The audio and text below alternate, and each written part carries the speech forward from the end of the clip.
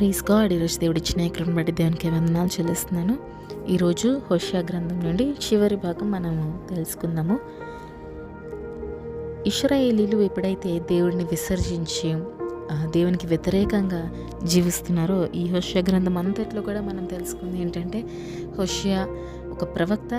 ఆయన దేవుని ద్వారా దర్శింపబడి దేవుడు చెప్పిన విధముగా ఆయన జీవిస్తూ, ఆయన జీవితాన్ని ఒక సాక్ష్యముగా దేవుడు మలిచి, ఆయన జీవితాన్ని ఒక ఎగ్జాంపుల్గా ఆయన హోషేయకి చూపించి, దేవుడు ఏ విధంగా అయితే ఇశ్రాయేలీలతోటి మాట్లాడుతున్నాడో, ఎఫ్రాయిము గోత్రమును ఏ విధంగా దేవుడు గద్దిస్తున్నాడో మనము చూస్తూ వచ్చాము. ఈ 4వ పాటలో కూడా మనము ఇశ్రాయేలీలు మరలా దేవుని దగ్గరికి రావాలి అంటే వారు ఏం చేయాలి అని చెప్పి దేవుడు మనతో మాట్లాడుతున్నాడు. ఈరోజు మీరు కూడా పాపంలోని కూరుకుపోయి దేవుని ద్వారా రక్షింపబడి కూడా దేవుడు తనంతట తానే మిమ్మల్ని పట్టుకొని మిమ్మల్ని రక్షించి మిమ్మల్ని కాపాడిన తర్వాత కూడా మరలా దేవుడిని మర్చిపోయి మీరు దేవునికి వ్యతిరేకంగా తిరిగారేమో. అయితే దేవుడు చెప్తున్న ఒక్కటి మనము చేయాలి. అది ఇశ్రాయేలీయులకి దేవుడు ఏమని చెప్పాడో ఒకసారి మనం చూద్దాం రండి. హోషేయ గ్రంథము 10వ అధ్యాయంలోని 12వ వచనం నుండి, నీతి ఫలించినట్లు మీరు విత్తనము వేయుడి, ప్రేమయను కోత మీరు కోయుడి. యెహోవాను వెతుకుటకు ఇదే సమయము గనుక ఆయన ప్రత్యక్షమై మీ మీద నీతి వర్షము కురిపించినట్లు ఇది వరకెన్నడూను దున్నని బీడు భూమిని దున్నుడి. ఇక్కడ మనము గ్రహించినట్లయితే దేవుడు అంటున్నాడు, మీ హృదయములను మీరు కఠినపరుచుకొని ఉన్నారు. ఇశ్రాయేలీలతో చెప్తున్నాడు. అంటే దేవునికి వ్యతిరేకంగా వెళ్ళిన ప్రతి ఒక్కరికి దేవుడు చెప్తున్న మాట ఏంటంటే, మీ హృదయములను మీరు కఠినపరుచుకున్నారు, మీ హృదయములను మీరు బీడు భూమిలాగా గట్టిగా దాన్ని చేసుకొని ఉన్నారు. ఏ సారము కూడా మీలో లేకుండా అయిపోయింది. కాబట్టి నీతి అనే వర్షము మీ మీద కురిగినట్లు మీరు ముందు ఆ బీడు భూమిని దున్నండి అంటున్నాడు దేవుడు. నీతి ఫలించాలి అని అంటే మొదటిగా ఉన్న ఆ పాతగా ఉన్న ఆ రోత జీవితాన్ని, ఆ పాతగా ఉన్న ఒక హృదయాన్ని మొదటగా దున్నండి. మన భాషలను ఇప్పుడు మనం కన్వర్ట్ చేసుకుంటే రిపెంట్, ఏడవండి. దేవుని ఎదుట మీ పాపములను మీరు ఒప్పుకోండి. ఒప్పుకొనడం ద్వారా మీరు మీ హృదయములను బలహీనంగా ఉన్న మీ హృదయములను, గట్టిగా రాయిలాగా మారిపోయిన మీ హృదయములను మీరు దున్నండి, ఏడవండి. దేవుని సన్నిధిలోని రిపెంట్ బిఫోర్ హిమ్. ఆయన ఎదుట ఎప్పుడైతే మీరు పశ్చాత్తాపడతారో ఆ బీడుగా ఉన్న ఆ భూమి దున్నబడుతుంది. మిమ్మల్ని మీరు ఎప్పుడైతే పాపానికి దూరంగా పెట్టుకుంటారో దున్నబడుతున్నారు. మీరు దున్నబడుతున్నప్పుడు ఆ నొప్పి అనేది ఉంటుంది. భూమిని దున్నేటప్పుడు మొత్తము ఆ పైన ఉన్న ఆ పాత మట్టి అంతటిని మనం ఏం చేస్తున్నాము, దున్నుతూ దాన్ని మొత్తము సదును చేస్తున్నాము. దాన్ని సారవంతంగా దానిని మార్చడానికి మనము ప్రయత్నిస్తున్నాము కదా. ఈరోజు అలాంటి పరిస్థితి గుండా మనం వెళ్ళాలి. ఏ ఫలించడము కూడా మీలో లేదు అంటున్నాడు దేవుడు. ఇక్కడ ఇశ్రాయేలుతో అంటున్నాడు, మీరు ఫలించట్లేదు. మీరు విగ్రహాల వైపు, బొమ్మల వైపు మీరు తిరిగారు, మీరు ఫలించట్లేదు. మీరు ఇప్పుడు ఫలభరితంగా మారాలన్నా, మీరు ఆశీర్వాదకరంగా మారాలన్నా మొదటిగా మీరు దున్నబడాలి. మిమ్మల్ని మీరు దున్నండి. మీరు ఎప్పుడైతే పాపానికి దూరంగా ఉంటారో అది బాధాకరంగా ఉండొచ్చు, అది నొప్పిగా అనిపించవచ్చు. కానీ ఎప్పుడైతే దానిని మీరు ప్రేమిస్తారో, ఎప్పుడైతే దేవుడిని మీరు ప్రేమిస్తారో ఆ సమయంలో మీరు ఎంత దున్నబడినా కూడా దేవుడు మీకు ప్రశాంతతను దయచేస్తాడు. మీరు ఎంతగా హింసింపబడినా కూడా మీకు ప్రశాంతత అనేది దేవుని దగ్గర నుండి మాత్రమే వస్తుంది కదా. ఈరోజు ఎంతమంది అయితే దేవునికి దూరంగా వెళ్ళిపోయారు. దేవుడు అంటున్నాడు, ఇశ్రాయేలీల వలె మీరు ఎంతో దూరంగా వెళ్ళిపోయారు. కానీ ఈరోజు మీరు ఎప్పుడైతే మీరు పశ్చాత్తాపడి, నాకు నీతి కావాలి, నేను నీతిమంతుడిగా జీవించాలి, నేను నా దేవునికి ఇష్టకరంగా జీవించాలి, ఎందుకంటే దేవుడే నన్ను బాగు చేశాడు. 13వ అధ్యాయము 4వ వచనంలో మనం చూస్తే, మీరు ఐగుప్తు దేశములో నుండి వచ్చినది మొదలుకొని యెహోవానగు నేనే మీ దేవుడను, నన్ను తప్ప నీవు ఏ దేవునిని ఎరుగవు, నేను తప్ప రక్షకుడును లేడు. మహా ఎండకు కాలిన అరణ్యములో నిన్ను స్నేహించువాడను నేనే. తరువాత వారికి మేత దొరకగా వారు తిని తృప్తి పొంది గర్వించి నన్ను మరచిరి. ఏం చేశారంట ఇశ్రాయేలీలు మాత్రమే కాదండి, ఈరోజు ఇశ్రాయేలీలు అంటే మనమే.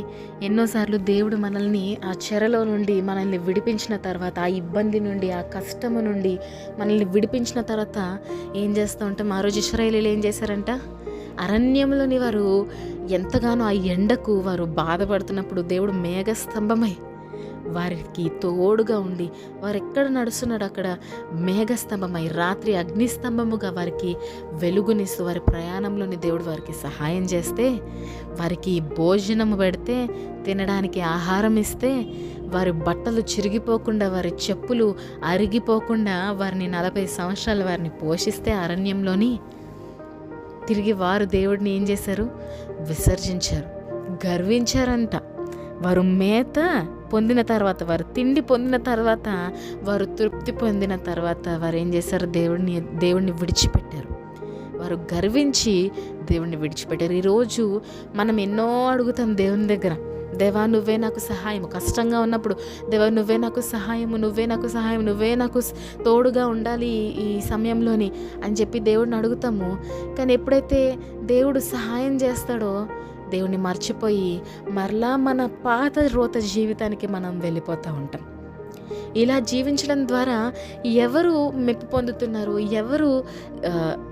ఎవరు స్తుతింపబడుతున్నారు అని అంటే, మనము క్షుణ్ణంగా మనం పరీక్షిస్తే మనం తెలుసుకోవచ్చు. సాతాన్ని మనము అక్కడ గణపరుస్తున్నాం, దేవుణ్ణి కనపరచట్లేదు. ఎందుకంటే దేవుడు కదా మనల్ని బయటకు తీసుకొచ్చాడు. అదంతా మనం మర్చిపోయి గర్విస్తాము. ఏమని? ఇది దేవుడుగా చేసింది, ఈ కార్యం దేవుడుగా చేసింది, ఇది ఏదో అలాగా ఆ ఫ్లోలో అయిపోయింది అన్నట్టు కొన్నిసార్లు సాతాను ఆలోచనలు పెట్టిస్తూ ఉంటాడు. జాగ్రత్త, అది ఆ ఆలోచన దేవుని దగ్గర నుండి వచ్చినది కానే కాదు.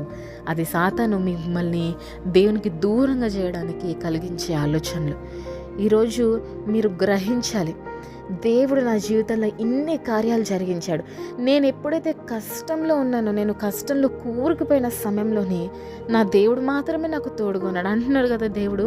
మీరు అరణ్యంలోని మీరు ఎప్పుడైతే ఎండకు మీరు గురయ్యారో ఆ సమయంలోని నేనే మిమ్మల్ని స్నేహించాను అని అంటున్నాడు. నేను మిమ్మల్ని ప్రేమించి, ఇంతగా మిమ్మల్ని పోషించి, ఇంతగా మిమ్మల్ని రక్షించిన తర్వాత కూడా మీరు మరలా తృప్తి పొంది, నేను ఇచ్చిన ఆహారం ద్వారా, నేను పోషించిన దాని ద్వారా మీరు తృప్తి పొంది నన్ను మరచారే, నేను మిమ్మల్ని శిక్షిస్తానని అంటాడు దేవుడు. ఈరోజు క్రైస్తవులుగా మనము ఆరిపోయిన స్థితిలో కానీ, చల్లారిపోయిన స్థితిలో కానీ మనం ఉండడానికి వీలు లేదండి. ఈరోజు దేవుడు ఇచ్చే కృపను మనము మరలా పొందుకుందాం. దూరం అయిపోయామేమో, దేవుడిచ్చిన ప్రతిదీ పొందుకొని మరలా ఆయనను మర్చిపోయిన స్థితిలోనే మనం ఉన్నామేమో, జ్ఞాపకం చేసుకుందాము. లేకపోతే దేవుడు ఊరికనే ఉండే దేవుడు కాదు. ఆయన కోపించిన ఎడల తూర్పు దేశం అంతా కూడా వణుకుతుందంటండి. ఈ హోషేయ గ్రంథాన్ని మీరు మొత్తం చదవండి. దేవుడు చెప్తున్నాడు, ఒకవేళ మీరు నన్ను మరచిన ఎడల నా కోపమును బట్టి తూర్పు దేశం మొత్తము వణుకుతుంది నా మాటలను బట్టి అని అంటున్నాడు. ఈరోజు ఆయన ఉగ్రతకు లోబడిన వారుగా మనము ఉండొద్దు, కానీ ఆయన ప్రేమకు లోబడిన వారుగా మనం ఉందాము. ఈరోజు అంతగా ఆయన ప్రేమిస్తున్నాడు. నిజమైన దేవుడు నేనే మిమ్మల్ని బయటికి తీసుకొచ్చానని యెహోవా సెలవిస్తున్నాడు కదా. అంతగా ఆయన సెలవిస్తున్నప్పటికీ, అంతగా ఆయన కార్యాలు మనము మన జీవితాల్లో చూసినప్పటికీ మరలా ఆయనను మరుస్తామా? మరలా ఆయనను మర్చిపోయి మన జీవితాల్లోని మనం ముందుకు సాగుతూ ఉందామా? లేదండి. ఈరోజు ఇశ్రాయేలీలు ఏ విధంగా అయితే మరలా దేవుణ్ణి వెతికారో మనము దేవుణ్ణి వెతుకుదాం. దేవుడిచ్చే కృపను మనము వెతుకుదాం. దేవుడిచ్చే కనికరమును మనము పొందుకుందాం అంటున్నాడు దేవుడు. నీతి ఫలించినట్లు మీరు విత్తనము వేయుడి. నీతి అనే విత్తనంను వేయండి. పాపము కాదు, దేవునికి వ్యతిరేకమైన క్రియలు కాదు, మీ చేతి కార్యాలు కాదు, మీ చేతి ద్వారా మీరు సృష్టించుకున్న మీ బొమ్మలు కాదు. నీతి అనే విత్తనము మీరు వేయుడి, ప్రేమయను కోత మీరు కోయుడి. యెహోవాను వెతుకుటకు ఇదే సమయము. ఇదే సమయము, ఇంకొక సమయము లేదు. మీరు ఇప్పుడు దేవుణ్ణి విసర్జించిన ఎడల, ఒకవేళ దేవుని రాకడ ఈ రాత్రి అయితే, ఈ గడియ అయితే ఎక్కడ మనము కళ్ళు తెరవబోతున్నాము? న్యాయ తీర్పులని దేవుడు ఎవరి పక్షాన నిలబడతాడు? ఈరోజు మీరు ఆలోచించండి, మీ జీవితంలో మీరు ఆలోచించండి. మనం అనేక సార్లు దాన్ని చాలా చిన్న చూపు చూస్తూ ఉంటాము.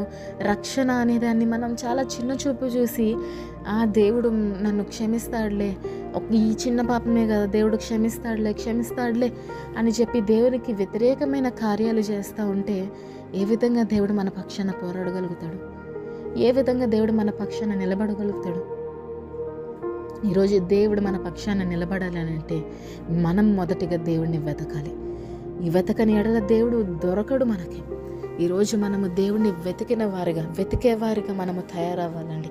ప్రతి దినము ప్రార్థనతోటి, వాక్య ధ్యానముతోటి దేవుని వెతుకుతూ, నీతి అనే విత్తనము ప్రతిదినము మనము నాటుతూ దాని ఫలము మనము కోయాలి. ప్రేమను మనము అనుభవించాలి, ప్రేమను మనము చూపించాలి.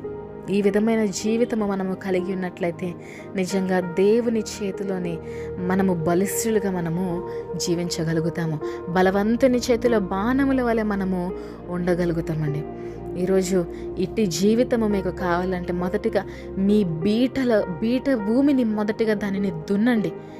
దేవుడు ఆ బండరాతి వంటి హృదయాన్ని దున్నమంటున్నాడు. మొదటిగా పశ్చాత్తాపముతోటి ఆ భూమిని దున్ని నీతి అనే విత్తనమును విత్తి ప్రేమ అనే పంటను కోద్దామండి. ఇలాంటి జీవితము మనకు ఉన్నట్లయితే దేవుడు మన యందు సంతోషిస్తాడు. మన సృష్టికర్త మన యందు సంతోషిస్తాడు.